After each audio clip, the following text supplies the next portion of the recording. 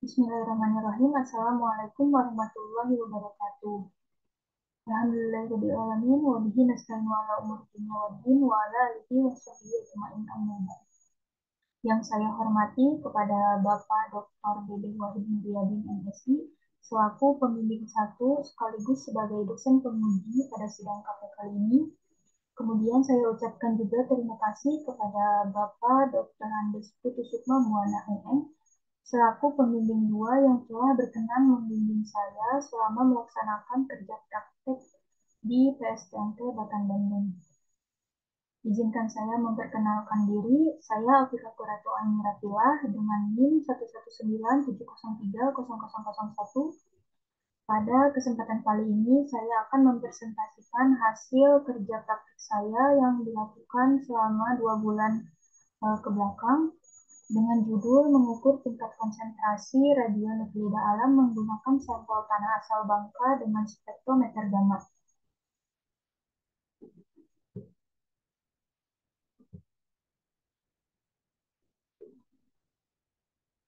Untuk yang pertama, ada latar belakang. Untuk latar belakang yang saya ambil pada penelitian ini, yaitu radionuklida memiliki dampak yang cukup berpengaruh kepada manusia dengan terkenanya radiasi melalui gabungan radionuklida pada rantai makanan.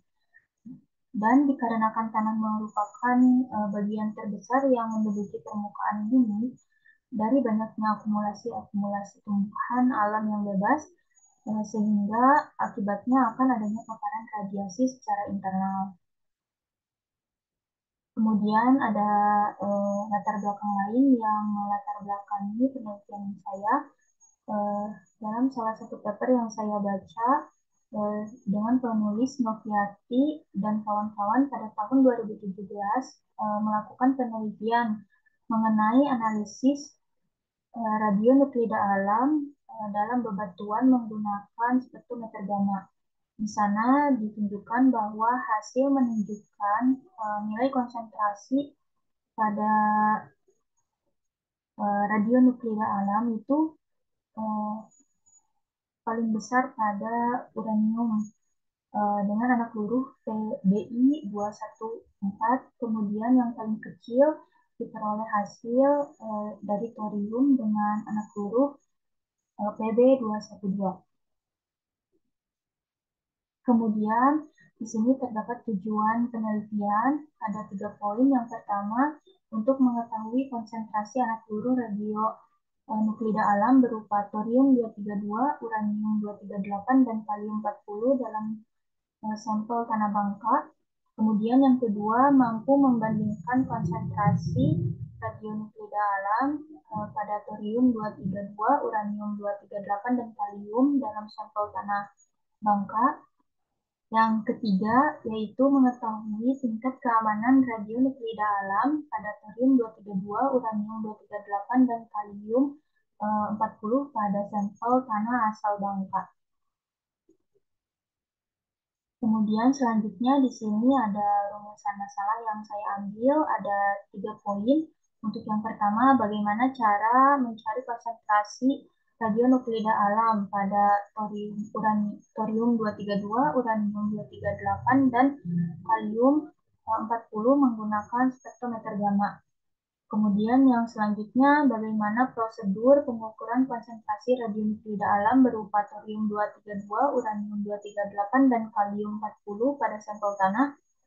Dan yang terakhir, radionuklida alam manakah yang menunjukkan konsentrasi yang paling tinggi dan bagaimana tingkat keamanannya. Kemudian selanjutnya ada batasan masalah pada penelitian ini, yaitu untuk yang pertama, di sini alat ukur yang digunakan selama penelitian itu adalah spektrometer gamma. Kemudian yang kedua, tingkat konsentrasi yang diukur pada radionuklida alam adalah objek pengukurannya. Kemudian yang ketiga, penelitian ini dibatasi pada analisis unsur radionuklida alam berupa thorium 232, uranium 238, dan kalium 40. Kemudian yang terakhir, hasil pengukuran yang dijadikan sebagai data adalah tingkat konsentrasi dari thorium 232, uranium 238, dan kalium 40 yang terdapat dalam sampel tanah. Kemudian yang selanjutnya di sini ada tinjauan pustaka yang saya ambil itu ada poin 1 ada tanah, poin 2 ada radionuklida alam, poin 3 ada spektrometer gamma, dan poin 4 ada software respect. Lanjut untuk penjelasannya masing-masing di sini ada tanah. Tanah adalah kumpulan dari benda alam di permukaan bumi yang tersusun dalam horizon-horizon, terdiri dari campuran bahan mineral, bahan organik, air, udara, dan merupakan media tumbuhnya tanaman.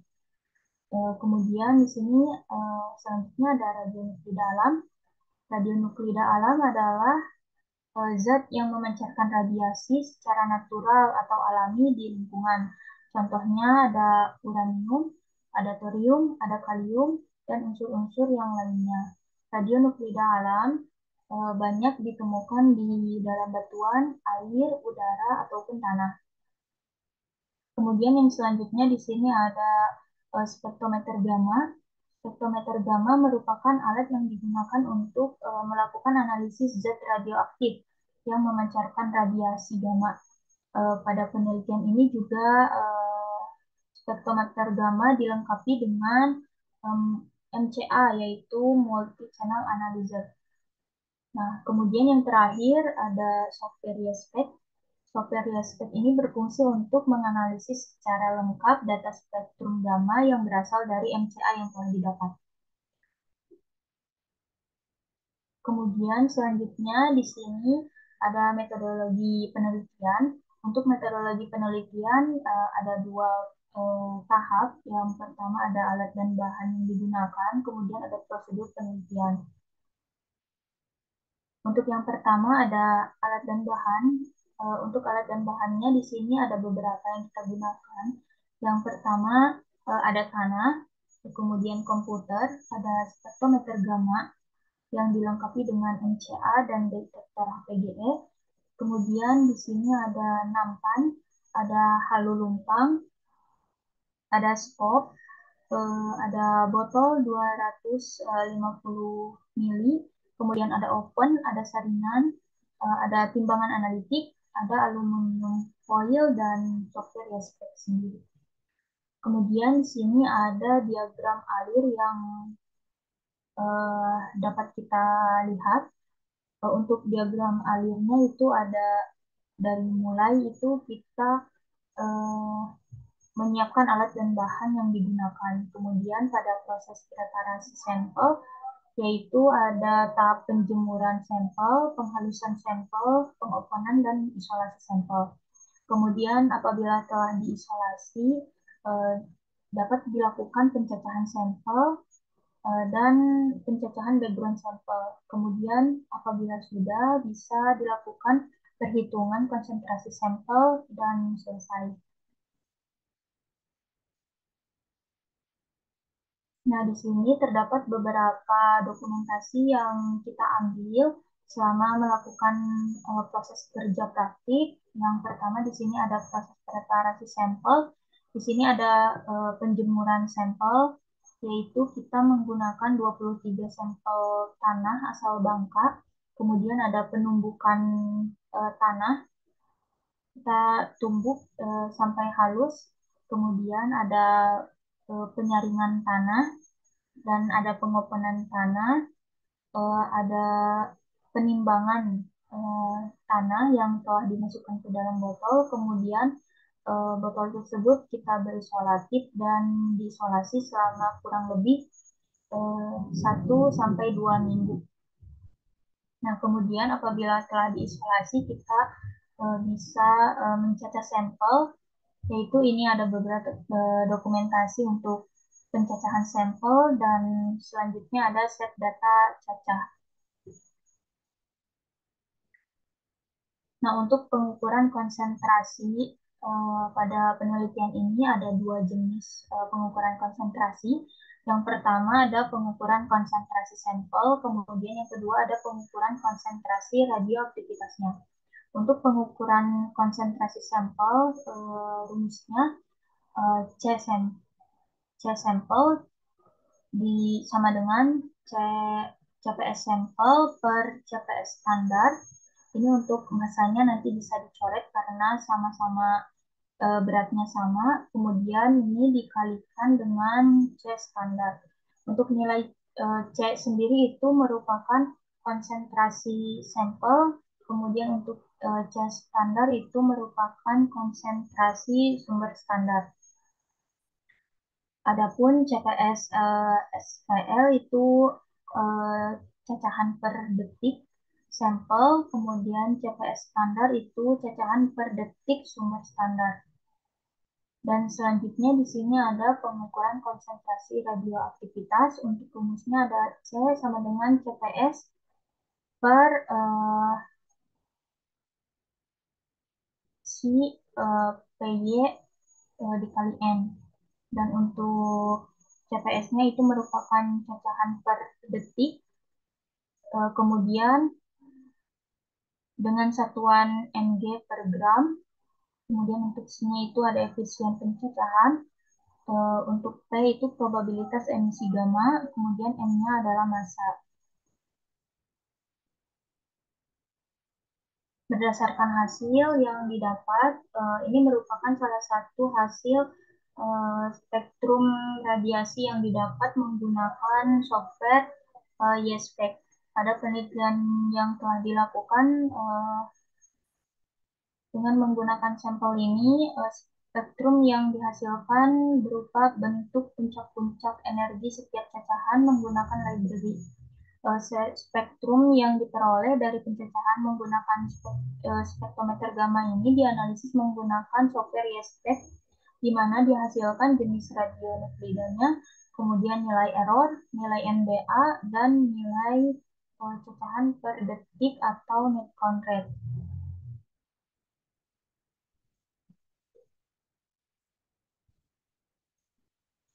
Kemudian yang selanjutnya di sini ada hasil cacahan background. Hasil cacahan background itu yaitu pencacahan tanpa adanya sampel yang dijadikan sebagai faktor koreksi untuk mengetahui nilai cacahan sebenarnya setiap sampel.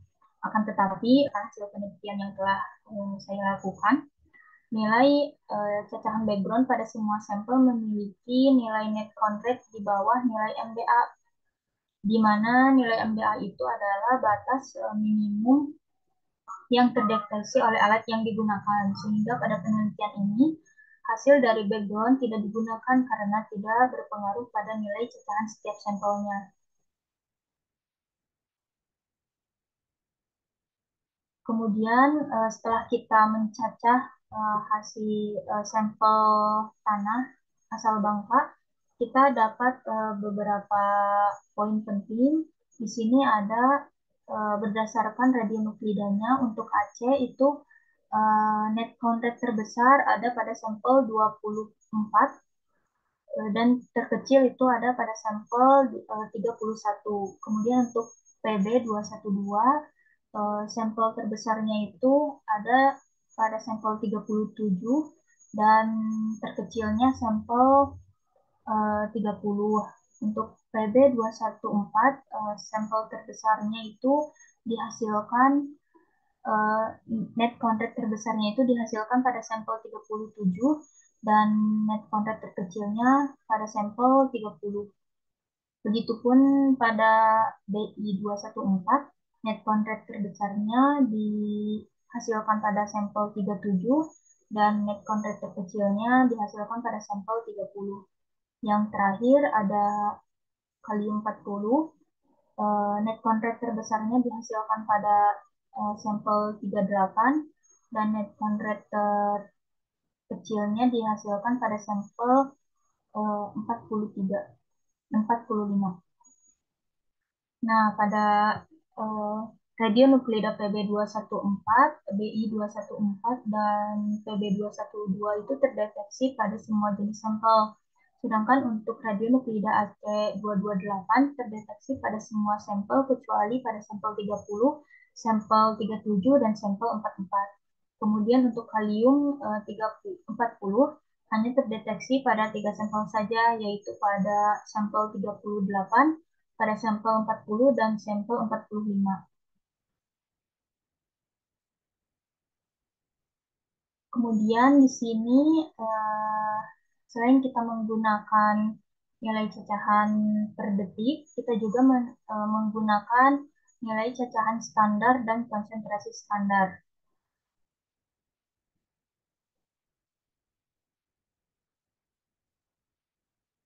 Berdasarkan tabel 2, merupakan nilai cacahan standar radionuklida alam uranium, thorium, dan kalium yang digunakan untuk menghitung nilai konsentrasi sampel tanah.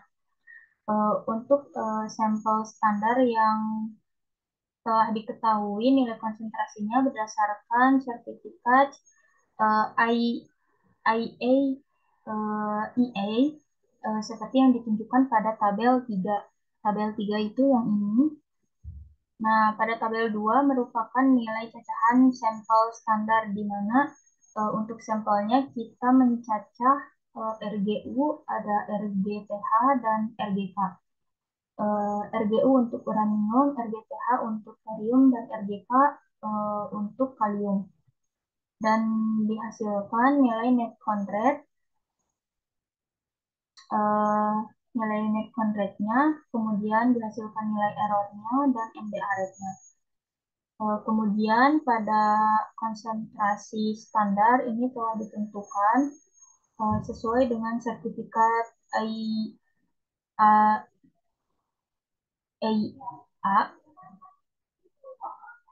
di mana untuk RGU-nya nilai dari uraniumnya itu 400 mikrogram per gram, kemudian untuk thoriumnya ada 800, dan kaliumnya itu ada 44,8%.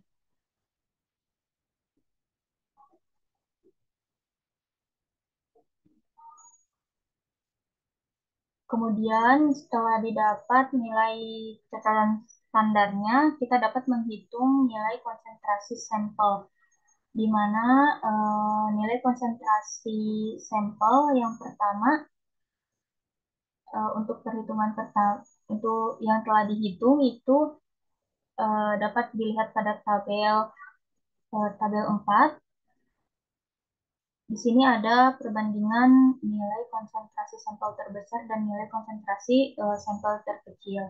Kan tetapi pada penelitian ini juga kita dapat merata-ratakannya. Untuk menghitung konsentrasi pada penelitian ini dilakukan pada anak peluru uranium PB214, anak peluru thorium PB212, dan pada kalium 40. Nah, untuk rata-rata konsentrasi sampel itu untuk PB212 itu ada 32,46876402 mikrogram per gram. Kemudian untuk anak peluru uranium yaitu PB214 ada 7,32944646407 mikrogram per gram, dan untuk kalium 40 didapat nilai 2,746224946 mikrogram per gram. Dan kemudian pada tabel 5 juga, ini juga merupakan data nilai konsentrasi radioaktivitasnya yang telah dihitung menggunakan eh, persamaan kedua tadi. Nah, didapat nilai rata-rata konsentrasinya yaitu sebesar 0,00634372 becquerel per gram pada anak peluru thorium yaitu PB212. Kemudian pada PB214 didapat 0,0041335 becquerel per gram, dan pada kalium 0,00298462 becquerel per gram.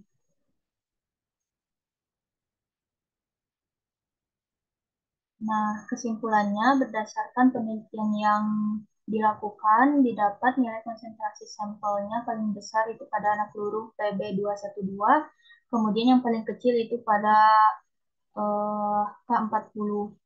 Sedangkan untuk hasil konsentrasi radioaktivitasnya itu paling besar pada anak peluru PB212 yaitu thorium, dan yang paling kecil itu ada K40. Nah, untuk poin kedua, berdasarkan hasil konsentrasi sampel dan konsentrasi radioaktivitasnya menyatakan bahwa radionukleida thorium lebih banyak terkandung dalam tanah bangka khususnya dibandingkan dengan uranium ataupun kalium. Dan kemudian yang terakhir untuk konsentrasi radioaktivitas pada eh, radionukleida thorium, uranium, dan kalium masih memiliki nilai batas di bawah rata-rata yang telah ditetapkan oleh Bapeten, sehingga dapat dikatakan bahwa tanah bangka ini masih aman untuk lingkungan, untuk tumbuhan, ataupun untuk manusia. Nah, ini ada beberapa daftar pustaka yang saya gunakan. Mungkin cukup sekian yang dapat saya sampaikan. Mohon maaf apabila banyak kekurangan dan kesalahan. Wassalamualaikum warahmatullahi wabarakatuh.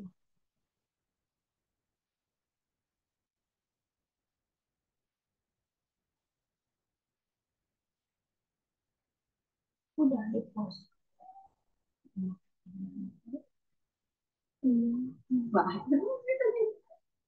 Tapi ini tetap lama. Ayah nu diedit awalnya. Kenapa ya?